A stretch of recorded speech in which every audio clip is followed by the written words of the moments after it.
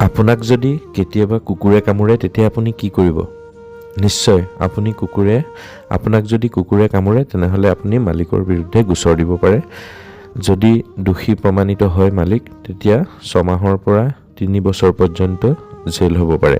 কিন্তু এটা কথা আপুনিও মনত ৰাখিব লাগিব যে আইন যিহেতু সকলোৰে বাবে সমান, গতিকে আপুনি যদি কেতিয়াবা কুকুৰক বিষ দি হত্যা কৰে, মাৰি পেলাই, আৰু যদি প্ৰমাণিত হয় তেনেহ'লে আপোনাৰ বিৰুদ্ধেও 2 বছৰ পৰ্যন্ত জেল হ'ব পাৰে।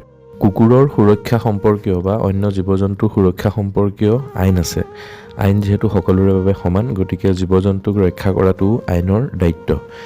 আৰ্টিকল 51A(G) অনুসৰি জন্তু বা সৰু ডাঙৰ সকলো প্ৰাণীৰ প্ৰতি সকলো ভাৰতীয় নাগৰিকৰ সহানুভূতি বা জীয়াই থকাৰ অধিকাৰ তেওঁলোকক দিব লাগিব। IPC ছেকশ্যন 428 আৰু 429 মতে যিকোনো জন্তুক হত্যা কৰা, বিষাক্ত দ্ৰব্য খুওৱা, যিকোনো অংগৰ হানি কৰাটো শাস্তিযোগ্য অপৰাধ। এই অপৰাধ কৰিলে 2 বছৰ পৰ্যন্ত জেল হ'ব পাৰে আৰু 429 মতে 5 বছৰ পৰ্যন্ত জেল হ'ব পাৰে।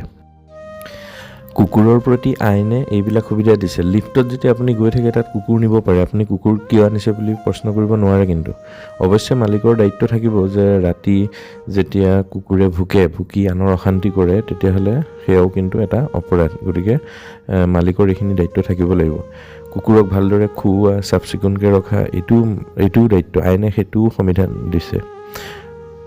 কুকুৰক ভালদৰে খুওৱা, চাফ চিকুণকৈ ৰখা, ঔষধ পাতি খুওৱা, এইটো মালিকৰ দায়িত্ব।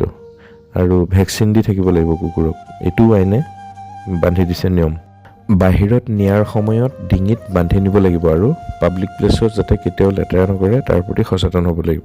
কুকুৰ বা জীৱ জন্তুৰ আইন অধিকাৰ সম্বন্ধীয় সকলো কথা জানিবলৈ ইয়াত এই ভিডিঅ'ত দিয়া কিতাপকেইখন আপোনালোকে কিনি চাব পাৰে।